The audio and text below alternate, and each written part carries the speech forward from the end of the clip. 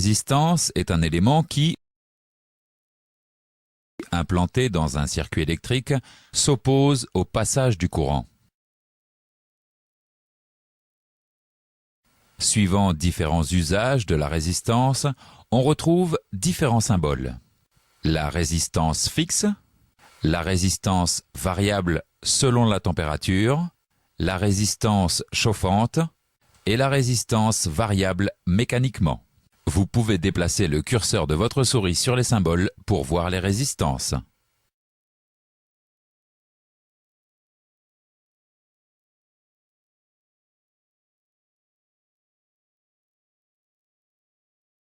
La résistance est utilisée notamment dans les capteurs.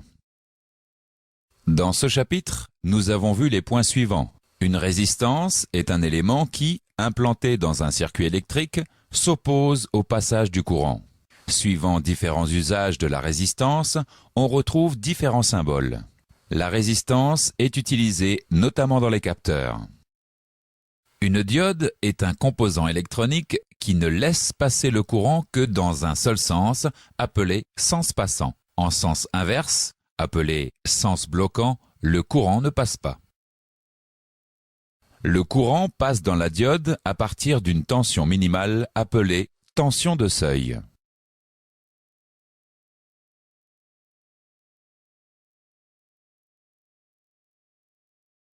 Dans le sens bloquant, si la tension est trop grande, elle atteint la tension de claquage. La diode est détruite à la tension de claquage. La diode est utilisée dans les systèmes suivants: les relais et le redresseur d'un alternateur. La diode Zener se distingue par un symbole différent. Dans le sens passant, la diode Zener se comporte comme une diode classique. Dans le sens bloquant, le courant ne passe pas. Mais au-delà d'une certaine tension, la diode devient passante sans être détruite. La diode Zener est utilisée pour protéger les systèmes électroniques des surtensions. La diode électroluminescente, appelée LED, fonctionne comme une diode classique. La LED s'illumine quand un courant la traverse. La LED est utilisée, par exemple, dans les feux de stop surélevé. La diode réceptrice, appelée LDR, fonctionne comme une diode classique, mais elle laisse passer le courant dans le sens bloquant lorsqu'elle est éclairée. La LDR est utilisée dans les récepteurs infrarouges de la gestion des ouvrants. Faisons maintenant un exercice avant de continuer. Quelle diode émet? Dans ce chapitre, nous avons vu les points suivants. Une diode est un composant électronique qui ne laisse passer le courant que dans un seul sens, appelé sens passant. En sens inverse, appelé sens bloquant, le courant ne passe pas. Le courant passe dans la diode à partir d'une tension minimale appelée tension de seuil. Dans le sens bloquant, si la tension est trop grande, elle atteint la tension de claquage. Dans le sens passant, la diode Zener se comporte comme une diode classique. Dans le sens bloquant, le courant ne passe pas, mais au-delà d'une certaine tension, la diode devient passante sans être détruite. La diode électroluminescente, appelée LED, fonctionne comme une diode classique. La LED s'illumine quand un courant la traverse. La diode réceptrice, appelée LDR, fonctionne comme une diode classique, mais elle laisse passer le courant dans le sens bloquant lorsqu'elle est éclairée. Le transistor est un composant électronique largement utilisé dans divers systèmes électroniques. Le transistor présente 3 connexions: la base, l'émetteur et le collecteur. Le transistor se comporte comme un relais. La base et l'émetteur forment le circuit de commande. Le collecteur et l'émetteur forment le circuit de puissance. Le transistor permet, pour une faible intensité entre base et émetteur, de commander une forte intensité entre collecteur et émetteur. Vous pouvez cliquer sur le bouton pour commander le relais.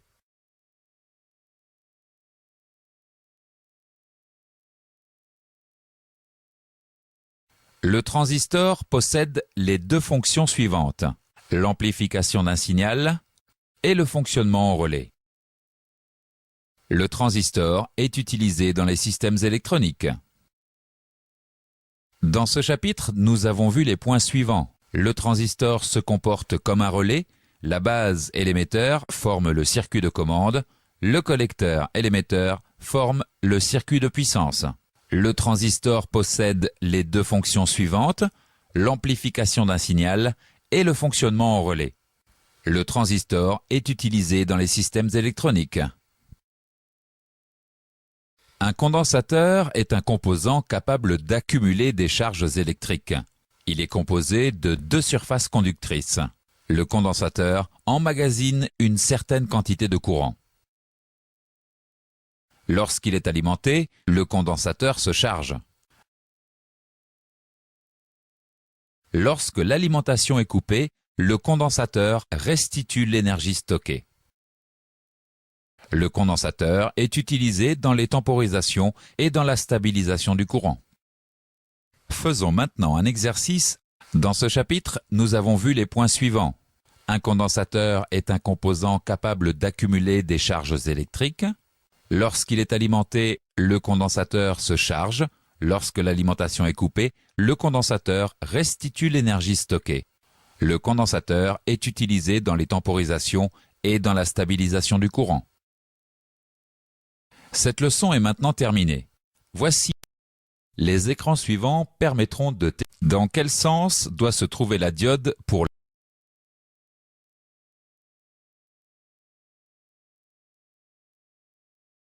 Cette leçon abordera les sujets suivants. Les types de signaux électriques, l'oscilloscope.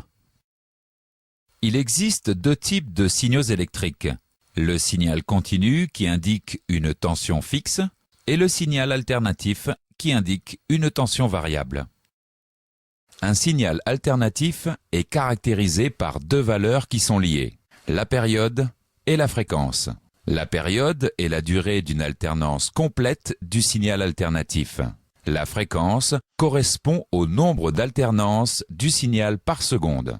La fréquence s'exprime en Hertz. Un signal de 10 Hertz comporte 10 alternances par seconde.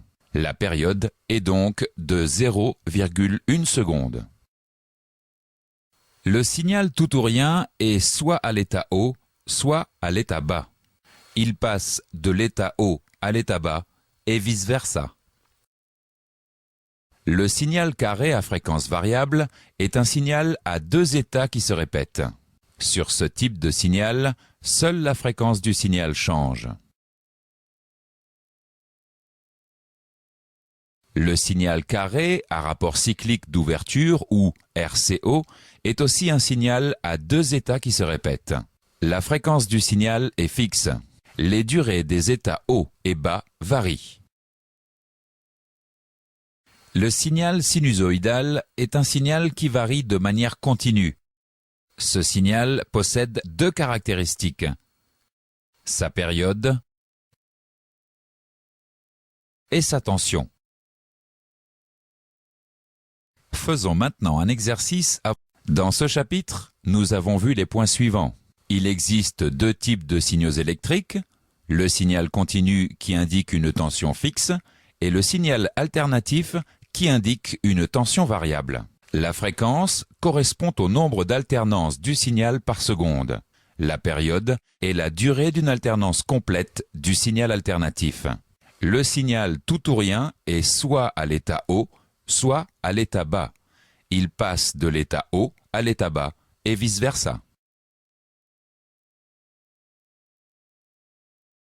Le signal carré à fréquence variable est un signal à deux états qui se répètent. Sur ce type de signal, seule la fréquence du signal change. Le signal carré à rapport cyclique d'ouverture, ou RCO, est aussi un signal à deux états qui se répètent. Le signal sinusoïdal est un signal qui varie de manière continue. L'oscilloscope permet d'observer et de mesurer des signaux électriques. La fonction d'oscilloscope est intégrée dans Clip. L'écran de l'oscilloscope comporte deux axes, un axe horizontal pour la mesure du temps et un axe vertical pour la mesure de tension. L'axe horizontal comporte 10 divisions. Chaque division comporte 5 graduations. L'axe vertical comporte 8 divisions. Chaque division comporte 5 graduations. Pour bien mesurer un signal, il faut afficher au moins une période complète du signal. Il est possible d'afficher correctement le signal en modifiant la base de temps. Ce signal a une période égale à 4 divisions et 2 graduations. La base de temps est égale à 10 millisecondes par division, soit 2 millisecondes par graduation. La période est donc de 4 fois 10 millisecondes, plus 2 fois 2 millisecondes, soit 44 millisecondes. En modifiant la base de temps, vous ne modifiez pas le signal, mais juste son affichage. Vous pouvez cliquer sur les boutons pour modifier la base de temps.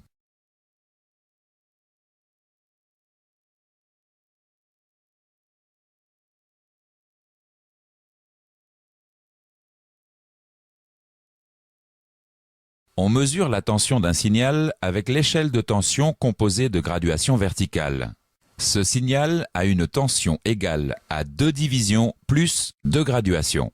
Le calibre est égal à 5 volts par division, soit 1 volt par graduation. La tension est donc de 2 fois 5 volts plus 2 fois 1 volt, soit 12 volts. Vous pouvez cliquer sur les boutons pour modifier le calibre.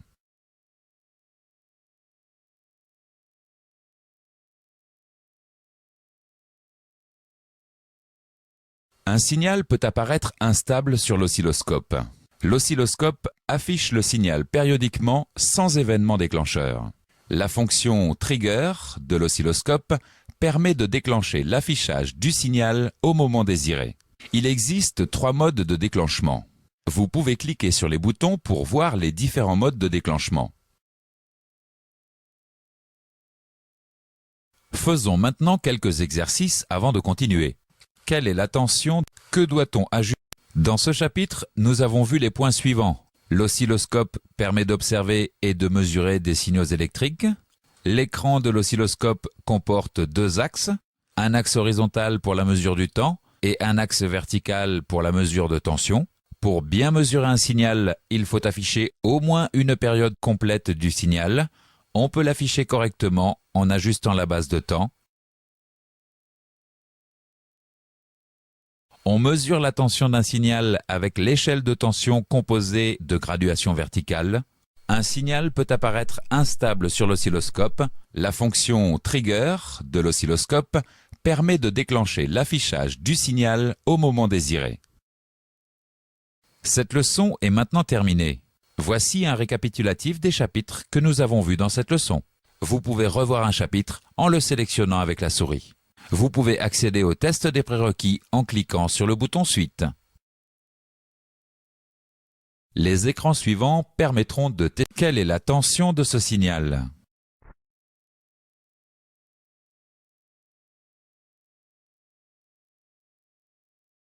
Quelle est la période de ce signal?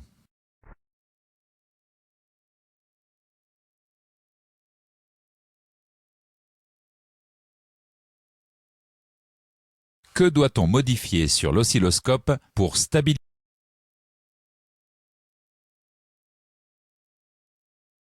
Cette leçon abordera les sujets suivants: l'identification des sources documentaires, la structure d'un schéma électrique, le contenu d'un schéma de principe appliqué. Plusieurs questions se posent lorsque vous devez contrôler un circuit électrique. Quel est le bon fil? Quel est le bon connecteur? Où se trouve le composant sur le véhicule? Les schémas électriques apportent les réponses à ces questions. Les schémas électriques se présentent sur 2 supports: les notes techniques schémas électriques et Visu schéma. Les 2 supports contiennent la même information. Il est nécessaire d'identifier la version correcte des schémas électriques pour le véhicule concerné. L'identification se fait à l'aide de 2 informations: le modèle et la date de fabrication. Dans ce chapitre, nous avons vu les points suivants. Plusieurs questions se posent lorsque vous devez contrôler un circuit électrique. Les schémas électriques apportent les réponses à ces questions. Les schémas électriques se présentent sur deux supports, les notes techniques schémas électriques et visu-schéma. L'identification se fait à l'aide de deux informations, le modèle et la date de fabrication. Les notes techniques schémas électriques et visu-schéma contiennent les mêmes informations. Voici la structure des schémas électriques. Nous allons maintenant voir le rôle de ces chapitres. La schémathèque rassemble tous les schémas de principe appliqués. Le chapitre des boîtiers fusibles et relais représente et détaille les différents boîtiers fusibles et boîtiers relais présents sur le véhicule. Les plans d'implantation des masses représentent et localisent les points de masse présents sur le véhicule. Les nomenclatures reprennent et décrivent tous les connecteurs utilisés sur les câblages du véhicule. Les passages de câbles localisent les appareils, les connecteurs et les points de passage des câblages sur le véhicule. Les répertoires permettent d'identifier un organe, une masse ou la fonction d'un fil. Cliquez sur les différents chapitres pour voir leur rôle.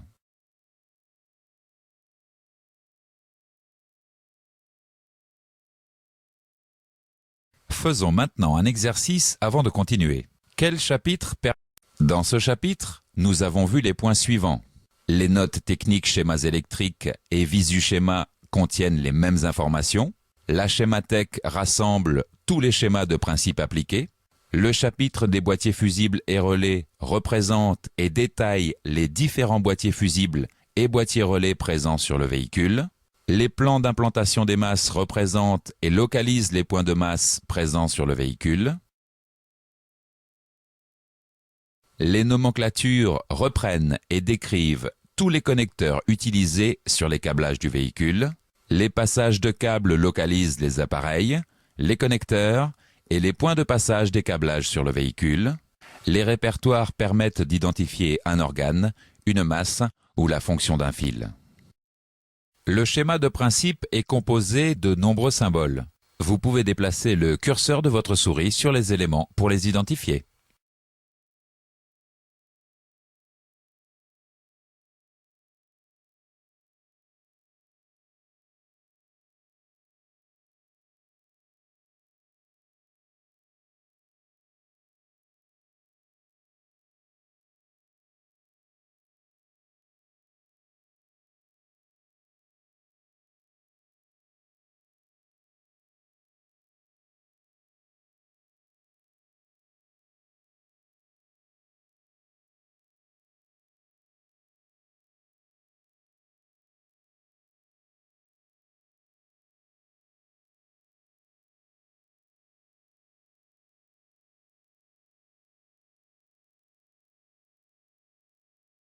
En utilisant l'entête des schémas ou tétière, on identifie le bon schéma en fonction des aspects suivants. Le système à contrôler, dont la liste se trouve dans l'index des fonctions, et la définition et l'équipement du véhicule, dont les critères se trouvent dans le répertoire critères ou abréviations. Vous pouvez déplacer le curseur de votre souris sur les éléments pour les identifier.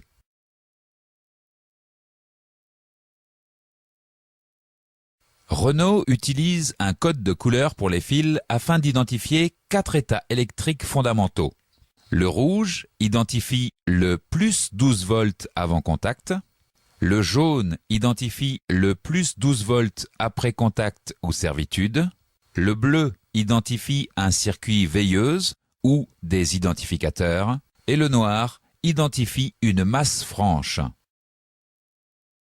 Les fils et connecteurs utilisent plusieurs couleurs. Des abréviations sont utilisées pour chaque couleur sur les schémas. Vous pouvez cliquer sur les flèches pour identifier les abréviations.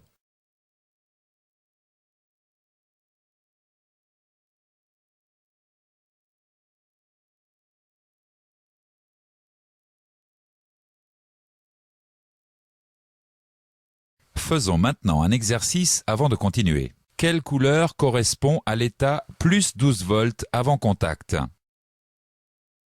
Dans ce chapitre, nous avons vu les points suivants. Le schéma de principe est composé de nombreux symboles. En utilisant l'en-tête des schémas ou tétière, on identifie le bon schéma. Renault utilise un code de couleur pour les fils afin d'identifier 4 états électriques fondamentaux. Les fils et connecteurs utilisent plusieurs autres couleurs. Cette leçon est maintenant terminée. Voici un récapitulatif des chapitres que nous avons vus dans cette leçon. Vous pouvez revoir un chapitre en le sélectionnant avec la souris. Vous pouvez accéder au test des prérequis en cliquant sur le bouton Suite. Les écrans suivants. Quel élément contient les critères d'équipement du véhicule?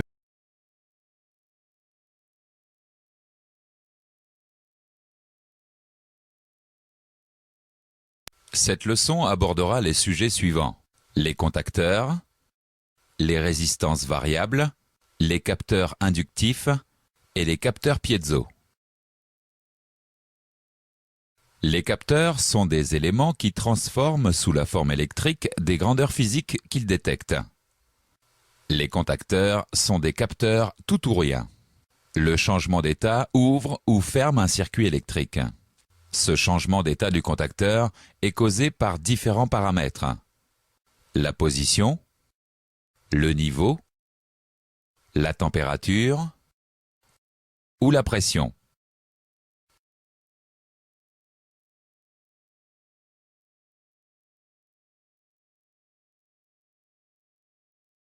Les contacteurs sont souvent utilisés pour commander un témoin. Les contacteurs peuvent aussi donner une information à un boîtier électronique. Suivant le paramètre influençant l'état du contacteur, on retrouve différents symboles et différentes applications. Vous pouvez cliquer sur les numéros pour voir les symboles et les applications.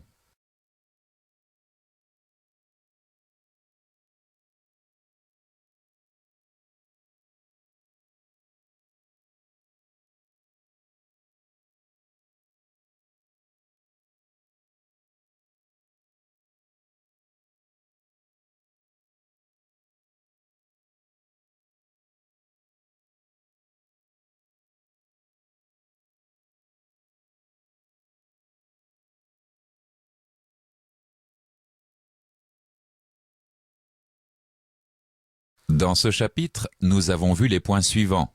Les contacteurs sont des capteurs tout ou rien. Le changement d'état du contacteur est causé par la position, le niveau, la température ou la pression. Les contacteurs sont souvent utilisés pour commander un témoin. Les contacteurs peuvent aussi donner une information à un boîtier électronique. Suivant le paramètre influençant l'état du contacteur, on retrouve différents symboles et différentes applications. Les résistances variables sont des capteurs dont la résistance varie en continu. Ces résistances varient de deux façons, sous l'effet d'une cause mécanique, telle la position d'une commande, sous l'effet d'une cause physique, telle la température. Les thermistances sont des résistances dont la valeur varie avec la température. Il existe deux types de thermistances. Les thermistances à coefficient de température négatif, ou CTN, dont la résistance diminue lorsque la température augmente, et les thermistances à coefficient de température positif, ou CTP, dont la résistance augmente lorsque la température augmente. Vous pouvez déplacer le curseur de la souris sur les graphiques pour identifier le type de thermistance. Voici une thermistance à coefficient de température négatif. Cette thermistance est montée en série avec une résistance interne du boîtier électronique. Le boîtier électronique mesure la tension aux bornes de la thermistance. Lorsque la température est faible, la résistance de la thermistance est élevée. La tension mesurée par le boîtier électronique est donc élevée. Lorsque la température augmente, la résistance diminue. La tension mesurée par le boîtier électronique est faible. Vous pouvez cliquer sur les boutons pour voir l'influence de la température sur la tension. La thermistance est utilisée pour mesurer la température. Vous pouvez cliquer sur les numéros pour voir les symboles et l'application.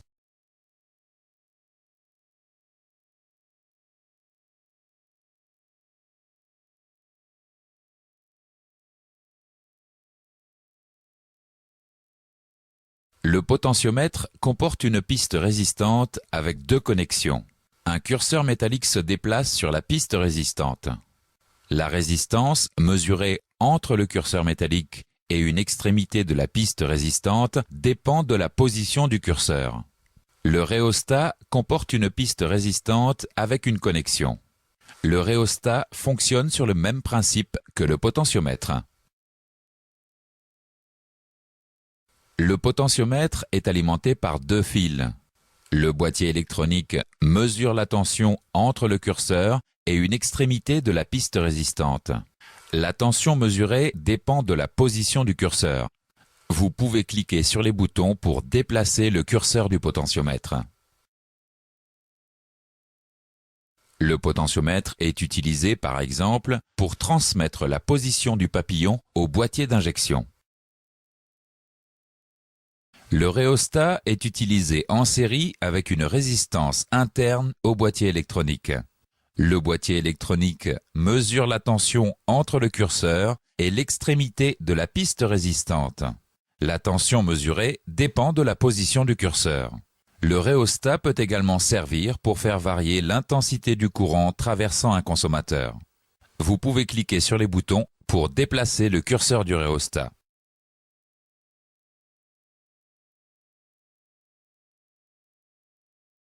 Le rhéostat est utilisé par exemple pour modifier l'intensité de l'éclairage du tableau de bord.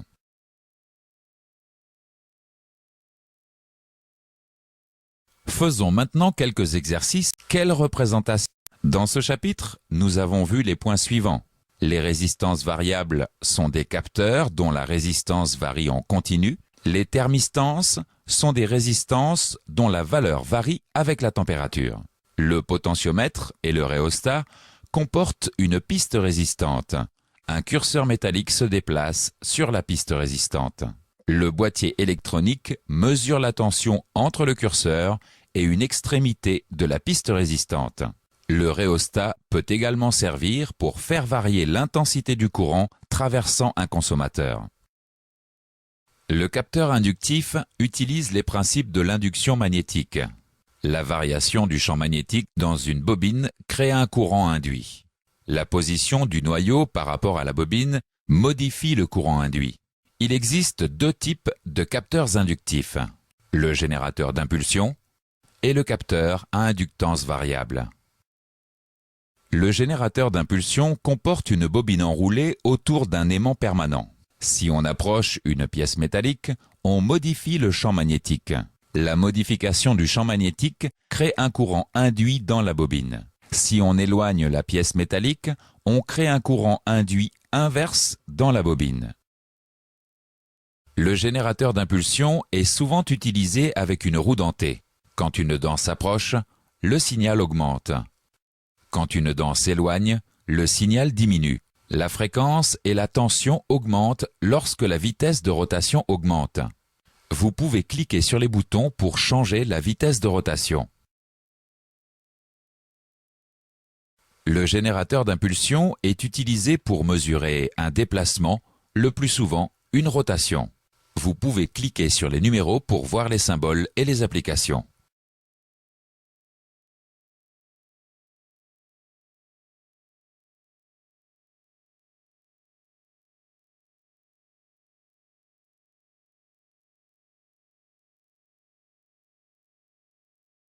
L'inductance est une propriété électrique d'une bobine. L'inductance dépend notamment du noyau situé au centre de la bobine. Le déplacement du noyau modifie l'inductance de la bobine.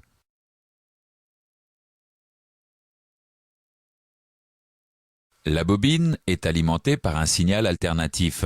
L'inductance de la bobine modifie le signal alternatif. En déplaçant le noyau, on modifie l'inductance de la bobine et donc le signal. Le boîtier électronique analyse le signal et en déduit la position du noyau. Vous pouvez cliquer sur les boutons pour déplacer le noyau de la bobine.